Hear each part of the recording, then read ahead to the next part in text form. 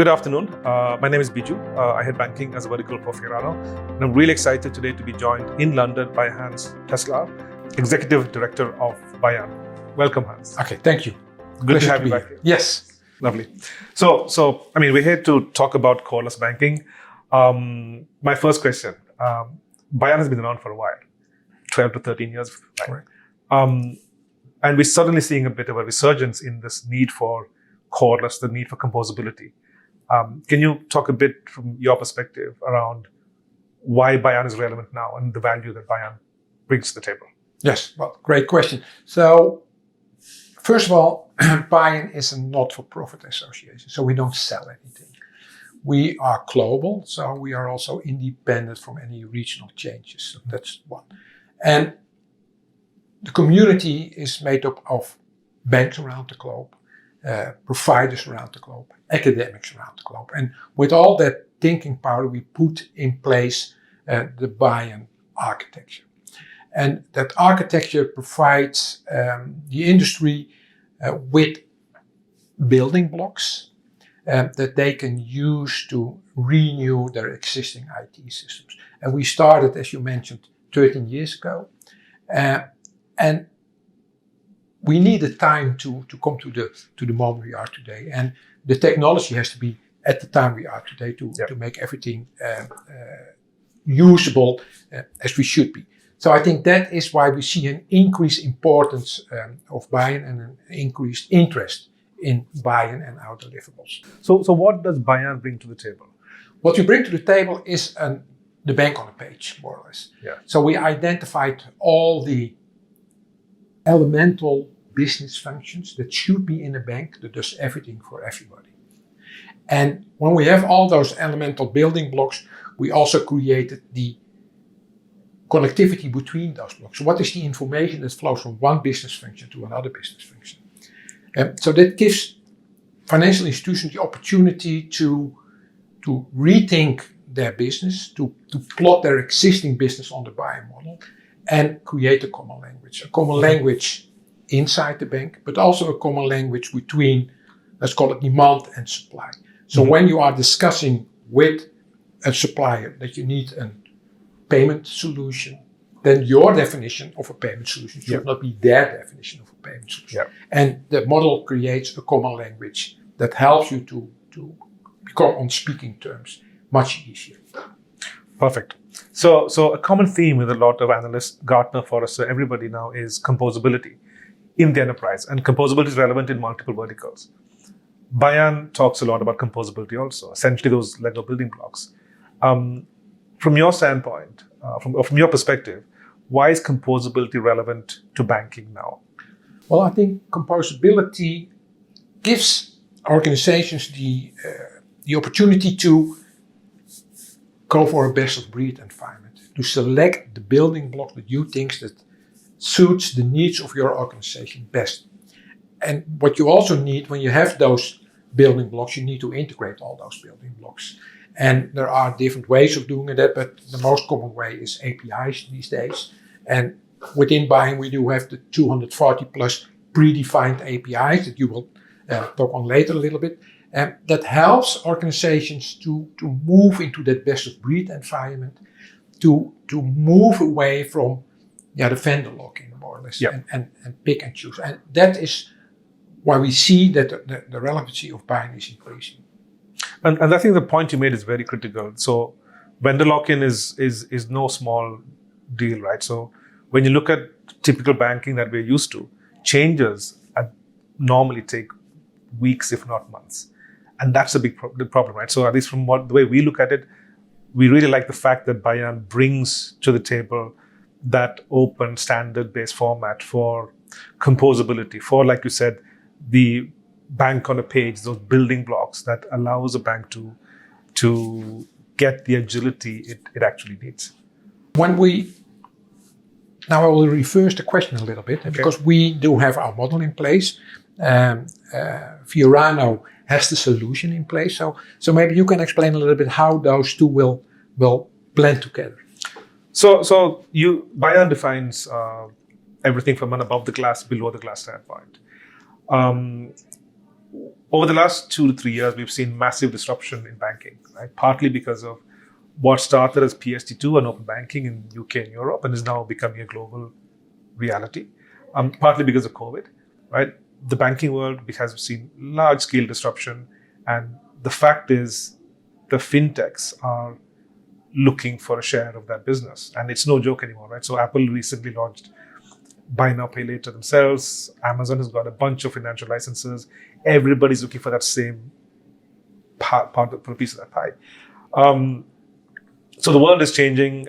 Even if you don't go into the regulated, if you don't go outside the regulated space, if we completely ignore what's going to come down the pipe in terms of the new CBDC world, the current fiat transaction system, the current way of banking we're used to with normal fiat currencies is under threat for sure, right? So banking, the competitive landscape that most banks are used to is changing, driven partly by COVID, partly by open banking and PSD2. What this means is that banks have to adapt to change. A lot of money has been spent over the last many decades on front-end channel-based innovation. But in reality, for that to really be able to be driven home, banks have to be able to deliver that capability or that innovation in a back-to-front connected format.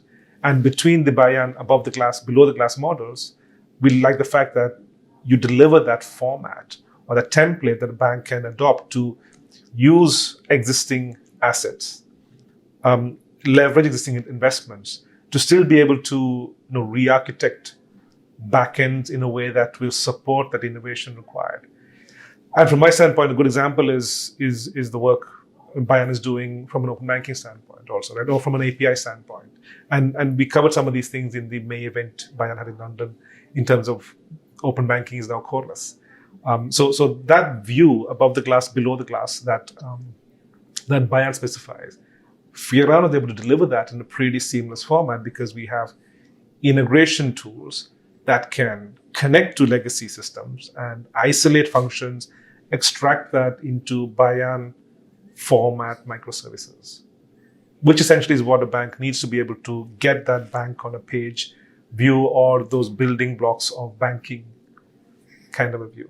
Yeah, so what we often see is that when you look at the Bayern bank on a page, what we call our service landscape, then you have all those individual business functions. And when you plot those business functions on your existing IT landscape, you can also see, okay, there are too many in my existing core. So what can I carve out? What can I externalize? Yes. And then more or less shrink the core. Is that also the approach that you are approaching? Absolutely. So through an integration-centric approach, Fiorano offers a format in a codeless way. So no coding or minimum coding to isolate and extract functions into microservices APIs. What Bayern delivers is then a format to standardize what those microservices APIs look like. So when a banking CIO, an architect wants to look at the building blocks of their traditional core banking system, we're able to isolate them and present that view and capability to then reuse them in a more standards compliant, non-proprietary format. And when you look at Fiorano extracting that function or that capability as a Bayern API, and we then deliver that on more cloud-ready, let's say containerized infrastructure such as OpenShift or normal Kubernetes as an example, then what a bank gets is the benefit of new age cloud-ready API-first systems without having to switch off legacy. And that's a big point. Yeah, so what we, from research from Gartner, maybe a few years old, they stated that about from each IT dollar spent within a bank, 60% goes to integration. Yeah. And everybody can imagine that it's a huge amount of money. And if we, with Bayern, with the use of Bayern, with the help of organizations like Fiorano can diminish that 60 cents to 30 cents as an example, then we free up a huge amount of money. And that money can be used for different ways, improving the customer experience, other products, and so on and so forth, lowering the operational cost. Is that also what you experience in your day-to-day practice that you can lower the integration cost? Massively. So normally we are able to deliver integration and integration-led capabilities considerably quick because of the way our tooling is set up.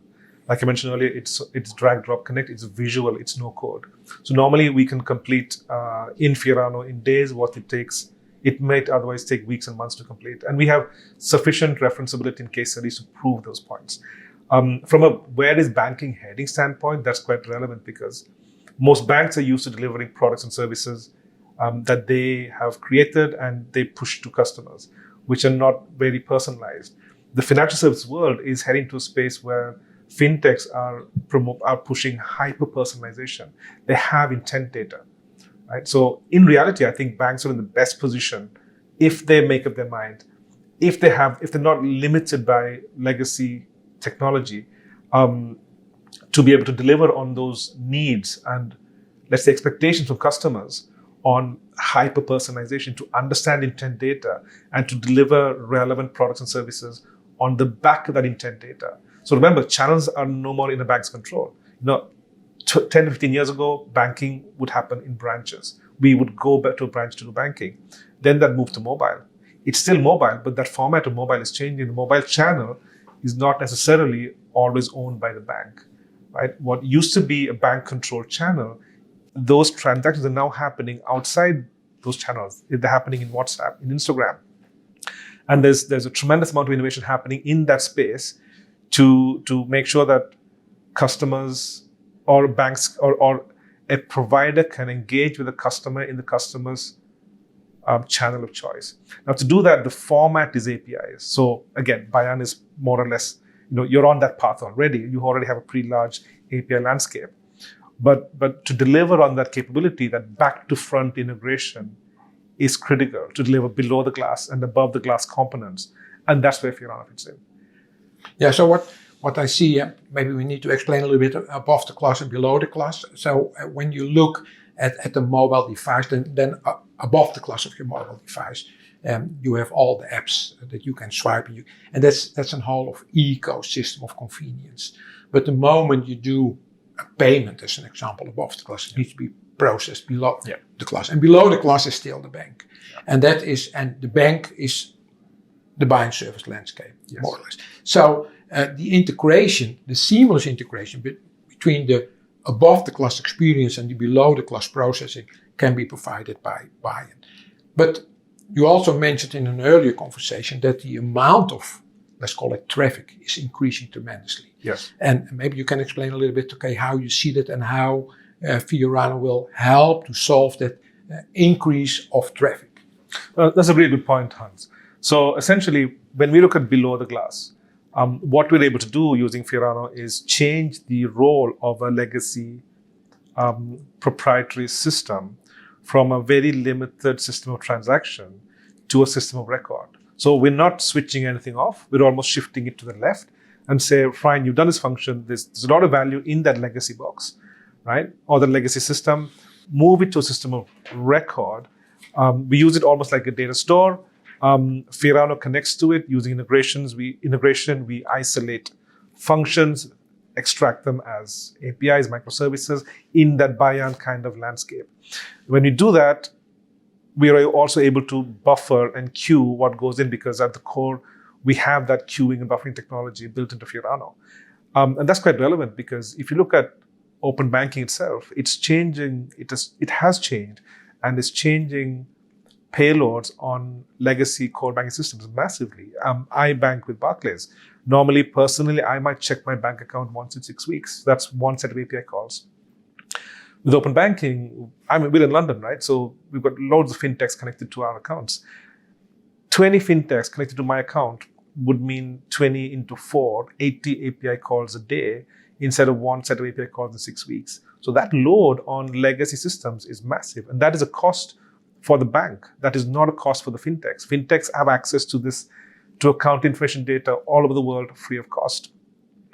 There is a massive cost that the banks are going to incur to be able to deliver on these kind of capabilities.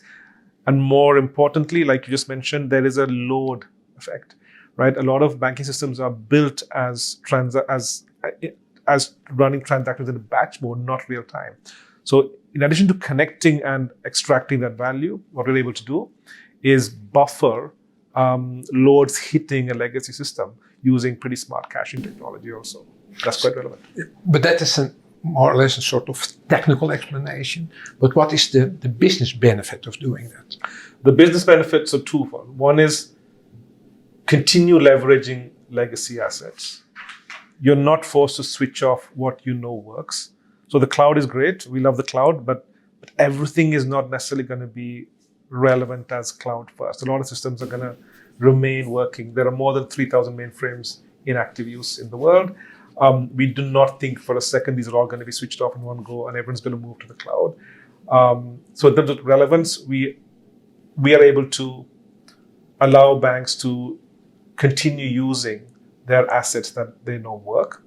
And when you run Bayern on Fiorano, we're able to then present that landscape view or that Lego kind of view of bank on a page in a format that offers composability. So once we've connected a bank systems into Fiorano, the process becomes a series of connected microservices. So a change to a process is a matter of reconfiguring a flow in Fiorano, which happens in hours and days, not weeks and months. So we are discussing a lot of mainframe. So is it mainframe only, or are there more options that you serve? That's a good question, Hans. We are by no means mainframe only. We have a number of mainframe customers. We have a very interesting proposition we are working on along with the IBM mainframe ZOS team in terms of core banking modernization. But we are by no means limited to mainframe. Fiorano has enough or more reference use cases on multiple types of legacy and current environments. So even if you look at a new age system, a bank may have a brand new core banking that is very API ready, but you could have multiple other systems that are not standardized, that are all having or running proprietary formats. Fiorano and Bayern allows us to standardize all of that onto a, like you said, a commonly agreed set of standards-based definitions for interoperability, for working with fintechs, with partners. It doesn't matter. Okay, great. So I think one of the, if I may say so, one of the advantages of the buy model is that we explain what you need to do and not how you need to do it. And that also implies that we are, from a modeling perspective, technology agnostic. Yes. So if it's mainframe or if it's cloud or if it's on-premise or off-premise, from an logical viewpoint, that doesn't make any difference. And that helps, I assume, also Fiorano to say, okay, despite the underlying technology, we can still apply each of the building blocks towards the different technology stacks. Absolutely right, Hans. So like Bayern, we're also technology agnostic. We're built on standards-based Java, but Fiorano is, we don't care what the backend is. I can connect to mainframe, CICS, T24. I can connect to a homegrown core banking system. It doesn't matter. We can connect. And remember, our legacy is as an integration technology platform. So we can connect, extract value into Bayern. So I think that fusion of Fiorano's integration capabilities and API management capabilities above the glass, sort of below and above the Bayern glass, fused with the Bayern service definitions model for APIs microservices, helps deliver that capability very rapidly to banks. So you have the semantic definitions in place.